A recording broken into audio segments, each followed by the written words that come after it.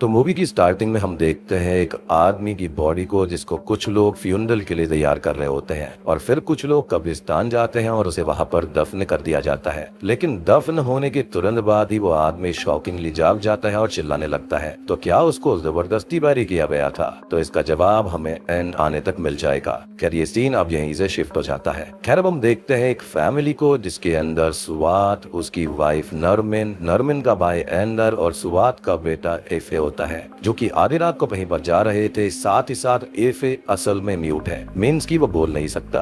खैर वो उस रास्ते पर 19वें गांव को ढूंढ रहे होते हैं, लेकिन 18वां गांव पार करने के बाद में सीधा 20वां गांव आ गया था, जिससे उन्हें लगता है कि वो रास्ता भटक चुके हैं और परेशान हो जाते हैं। साथ ही साथ उन्हें जीपीएस के ऊपर भी कोई भी सही रास्ता नहीं मिल रहा था कि 19th विलेज कहाँ पर है, और यहाँ पर कोई भी सिग्नल या फिर कॉल्स वगैरह के कवरेज नहीं आ रहे थे, तो वो किसी को भी कॉल नहीं कर पाते। और यहाँ उन लोगों की आपस में थोड़ी बहुत बहस हो जाती है, जिस पर सुवात ये बोलता है कि वो तो एक फ्रेंड के सजेस्ट करने से इस गांव के अंदर आया है, लेकिन मेन रीजन यहाँ आने का तो नरमिन है और उसकी ही वजह से ये हुआ है और यहाँ तक वो आए हैं। अब वो लोग फिर से वापस उसी रूट पर जाते हैं और अब नरमिन को रोड पर खड़ा हुआ कोई अजीब सा आदमी दिखाई देता है, जिससे वो बहुत ज्यादा डर जाती है और वहीं पर सुवात को उसके बारे में बताती है। लेकिन जब वो देखता है तो वहाँ पर कोई भी नहीं होता।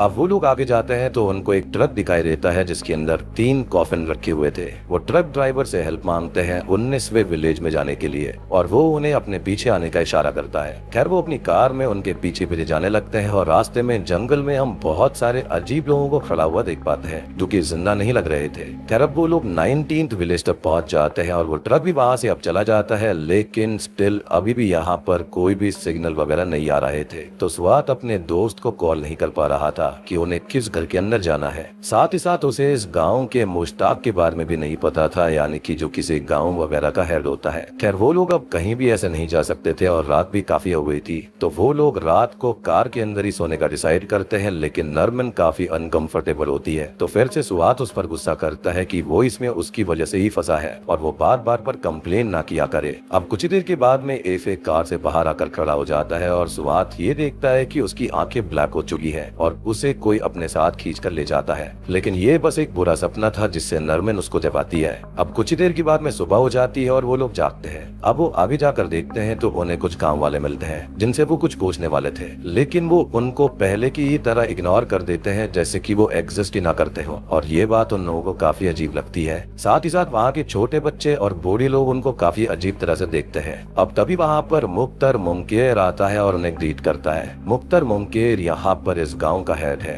सुवात उससे बोलता है कि गाँव वाले इतना अजीब बिहेव कर रहे हैं, जिस पर वो ये कहता है कि उनका रीजन अलग है और उन लोगों की वजह से वो ऐसा नहीं कर रहे, तो वो परेशान ना हो। मुख्तर को पहले से ही सुवात के दोस्त ने इन्फॉर्म कर दिया था, तो वो उन लोगों को लेकर एक घर के अंदर जाता है जहाँ पर वो लोग स्टे कर पाएंगे। वो ये बोलता है कि उसे पता है कि वो यहाँ पर क्यों आए हैं। इस पर सुवात पूछता है कि उसे क्या पता है। इस पर वो बताता है कि यही कि वो लोग पास में ही एक हिस्टोरिकल प्लेस देखने आए हैं और होटल वगैरह में पैसे वेस्ट नहीं करना चाहते, तो उन्होंने सस्ते स्टे के लिए इस विलेज को चुना है। इस पर सुवात अग्री करता है। मुमकिन उनको अब घर दिखाता है जो कि खाली ही पड़ा रहता है और उन लोगों को यहाँ पर खाली 4 ही दिन रुकना था, तो वो यहाँ पर एडजस्ट कर लेंगे और तभी वो यहाँ से चला जाता है। जिससे जाते हुए सुवात उससे ये पूछता है कि यहाँ पर नेटवर्क कवरेज क्यों नहीं है, जिस पर वो ये कहता है कि यहाँ पर कोई भी फोन यूज नहीं करता इसलिए, और उसके ऑफिस में लैंडलाइन है तो वो चाहे तो उसको यूज कर सकता है। अब सभी लोग घर में अपना सामान रखते हैं और एफे घर के बाहर देखता है तो मुमकिन उन लोगों को अजीब तरह से देखते हुए वहाँ से चला जाता है। अब एंदर बोलता है कि वो बाहर घूमने जा रहा है, जिस पर सुवात उससे ये बोलता है कि कहीं भी जाने की जरूरत नहीं है क्योंकि इससे वो अटेंशन में आ सकता है, जिस पर वो और नरमिन ये बोलते हैं कि एक गाँव मैप तक पे नहीं है, तो यहाँ पर वो कैसे ही अटेंशन में आ जाएंगे, और इतना कहकर वो घर से बाहर टहलने निकल जाता है। अब नरमिन एफे को सुलाने जाती है और उसे बेड पर लेटाकर रूम के अंदर कुछ सामान देखने लगती है, तो उसको एक मिरर मिलता है जो कि कवर्ड था और वो इस मिरर को अनकवर करती है तो पीछे उसे कोई भागता हुआ नजर आता है, लेकिन जब वो वहाँ पर जाकर देखती है तो कोई भी नहीं था और वो 2-3 बार मिरर को चेक करती है, लेकिन इस बार उसको कोई नजर नहीं आता, जिसको वो अपना वहम समझती है और एफे को सुलाकर दूसरे रूम में चली जाती है। एफे को रूम अचानक से ही रेडिश दिखने लगता है, बहुत ही ज्यादा भयानक और डरावना, और तभी वहाँ पर सडनली ढेर सारे गोस्ट भी आ जाते हैं या फिर कहें जिन्स आ जाते हैं, जिनसे डरकर वो ब्लैंकेट में छुप जाता है। और ये सबसे अच्छा तरीका है सभी को भगा देने का। ये ब्लैंकेट असल में जादू ही होता है, आप भी अगर इसको ओढ़ लोगे ना तो जिन्स, भूत, डेविल कोई भी आपके पास नहीं आएगा। Just kidding. खैर वो सब लोग अब गायब हो जाते हैं, यानी कि जिन्स गायब हो जाते हैं और और रूम भी नॉर्मल हो जाता है। नरमिन भी अब अपने रूम में आ जाती है जहाँ पर सुआद कोई कबर्ड ओपन करता है तो इसके अंदर बहुत सारी पिक्चर्स बहुत सारे अलग अलग लोगों की थी और वो उन्हें वापस रख देता है। नरमिन उससे बात करने लगती है जिस पर वो ये कहता है कि वो लोग 4 दिन के लिए यहाँ पर आए हैं, 4 दिन यहाँ रुकेंगे और फिर घर चले जाएंगे, यही उनका प्लान है जिस पर उनको अड़िग रहना होगा। अब कुछ देर के बाद में वो दोनों भी सो जाते हैं और हम उनके रूम में खड़े हुए जेंट्स को भी देख पाते हैं जो कि उनके ऊपर नजर रख रहे थे।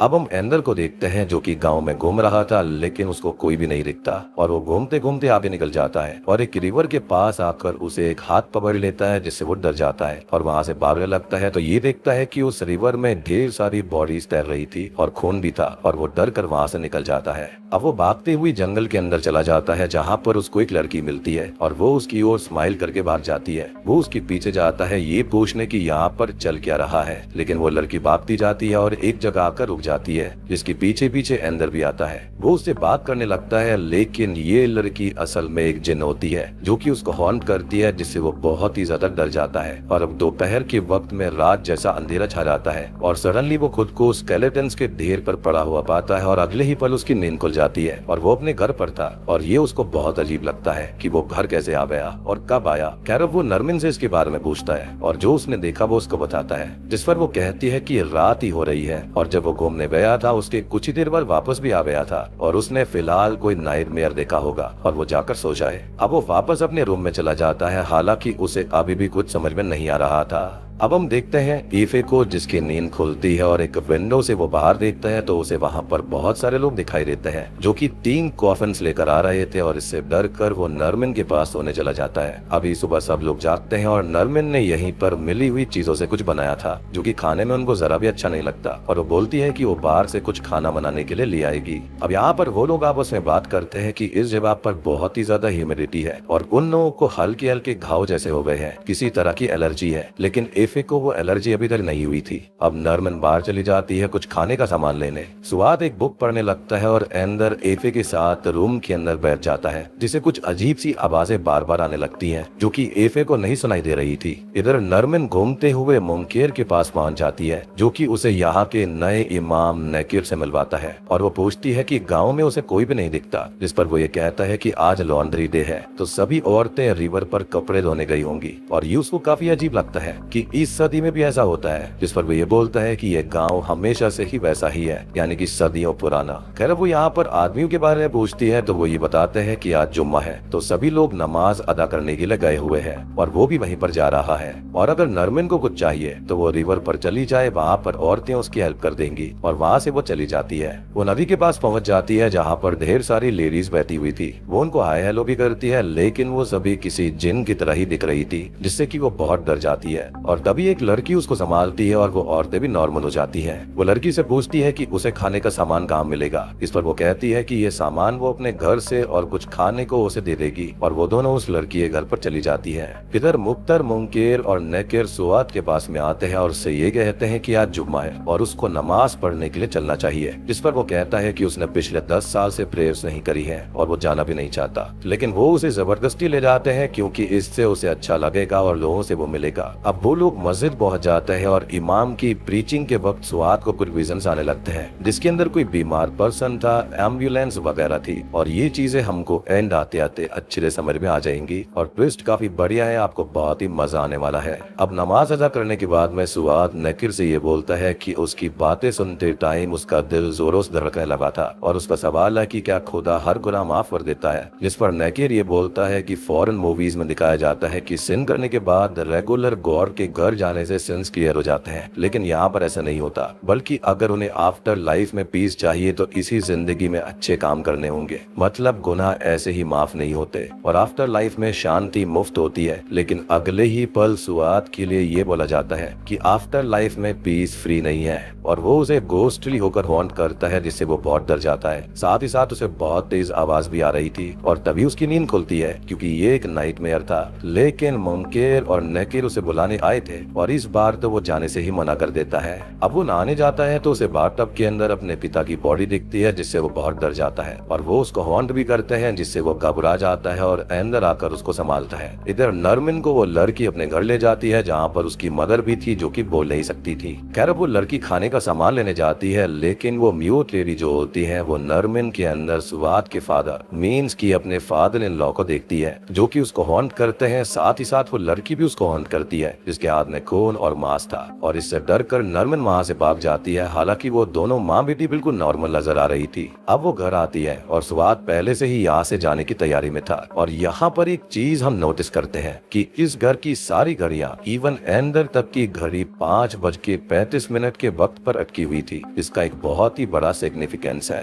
अब वो लोग गांव से तो भागते हैं, मेन रोड पर भी आते हैं, लेकिन अनगिनत बार घूम घूम कर वहीं आ रहे थे, यानी कि 18th, 19th और 20th विलेज के अंदर ही घूम रहे थे, जिससे बहुत से ज्यादा परेशान हो जाते हैं। उन लोगों को कुछ भी समझ में नहीं आता और वो डिसाइड करते हैं कि वो वापस जाकर उसी गाँव में रुक लेंगे और सुबह होते ही यहाँ से निकल जाएंगे, और मजबूरी में घूम फिर कर वापस वो उसी गाँव में आ जाते हैं और वापस उसी घर में पहुँचते हैं। अब अंदर अपने रूम में जाता है, जहाँ पर हम बहुत सारे जिन्स को देखते हैं, गोस्ट को देखते हैं, और वो उसे रूम में बंद कर लेते हैं। वो तीनों ये देखकर परेशान होते हैं और डोर ओपन करने की कोशिश करते हैं, लेकिन डोर ओपन नहीं होता और उन्हें और जिन्स दिखते हैं, जिनसे वो बहुत ज्यादा डर जाते हैं। अब तभी वहाँ पर आते हैं ममकेर और नेकेर, जिनको सब कुछ बताते हैं जो हुआ, और वो दोनों ये बोलते हैं कि उन्होंने ऐसा ही प्रेडिक्ट किया था। अब वो उन लोगों को पहले लेकर जाते हैं और बोलते हैं कि वो उन्हें सेफ जगह पर लेकर जा रहे हैं, और एफे भी अभी सेफ है, जो कि उनको बाद में मिल जाएगा। कर वो लोग उन तीनों को एक जगह लाकर कैद कर देते हैं और यहाँ पर उन्हें ढेर सारे जिन्स और गोस्ट हॉन्ट करते हैं। साथ ही साथ उनके कपड़े भी बदल गए थे, और तभी नेकेर और मुमकेर उनसे बात करना शुरू करते हैं और बोलते हैं कि दुनिया में मौत इसलिए ही तो होती है कि एक बार में सब खत्म हो जाए, अच्छे काम बुरे काम, ऐसा उनको लगता है। और मुमकेर ये बोलता है कि जिनके हाथ खून से रंगे हैं, जो कि दूसरों की प्रॉपर्टी हड़पते हैं, उनको कभी शांति मिल ही नहीं सकती। और दोस्तों अभी यहाँ पर खुलते हैं इस मूवी के असली पत्ते।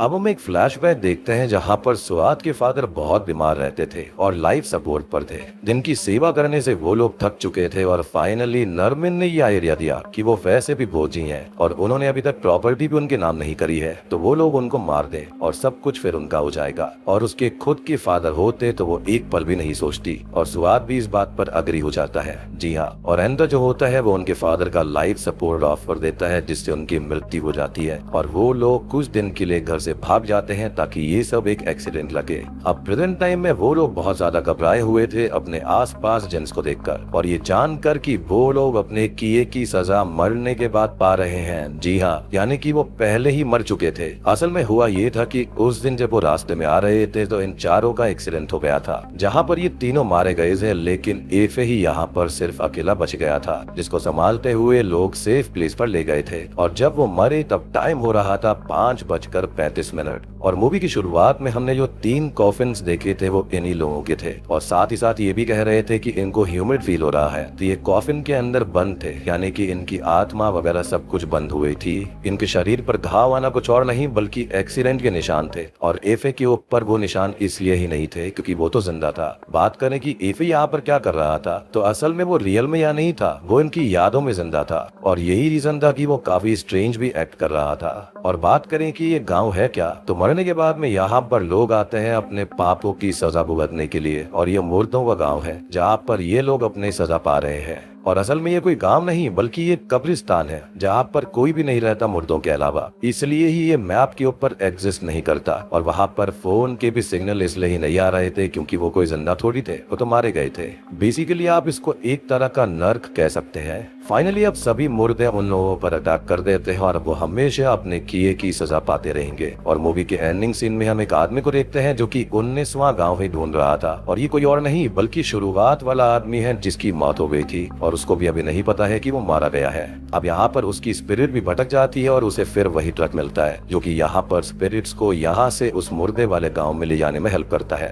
और वहाँ पर भी एक कॉफिन रखा हुआ था, तो वो कोई और नहीं, वो भी एक बुरा इंसान है, यानी कि ये वही आदमी है जिसकी बॉडी उसके अंदर रखी हुई है। ये मारा गया है और उसके साथ क्या होगा ये हम सब अच्छे से जानते हैं, यानी कि उस मुर्दों के गाँव के अंदर उसको भी अब इटर्निटी के लिए सजा मिलने वाली है। इसी के साथ में ये मूवी यहीं पर खत्म हो जाती है। तो दोस्तों ये थी demolished the lost village movie की कहानी। उम्मीद करता हूँ कि आपको ये टर्किश हॉरर मूवी पसंद आई होगी। आई नो कि मैंने काफी टाइम बाद इसको एक्सप्लेन किया है, यानी कि टर्किश मूवी काफी सालों के बाद आई है, बट मैं कुछ अच्छी मूवी ढूंढ रहा था और ये थोड़ी सी डिफरेंट है और अच्छी है। तो यहाँ पर उम्मीद करता हूँ कि आपको इसको देखने में मजा आया होगा। बाकी यहाँ पर थ्योरीज वगैरह मैंने साथ ही साथ दे दी है, तो उम्मीद करता हूँ कि आपको पूरी बात समझ में आ गई होगी। तो वीडियो पसंद आई हो तो लाइक कर देना, और अगर आपको और टर्किश मूवीज चाहिए तो कमेंट सेक्शन के अंदर बता देना।